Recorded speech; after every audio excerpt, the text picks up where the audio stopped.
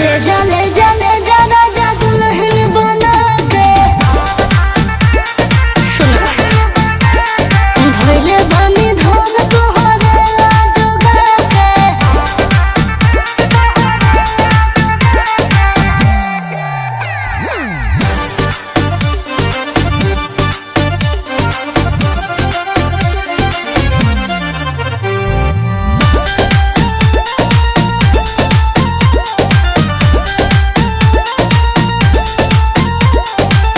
Love के पढ़ाई तू कैलू हमरा साथे। लागत कि चली जैबू दूसरा के हाथ। अरे ना पागल सुनो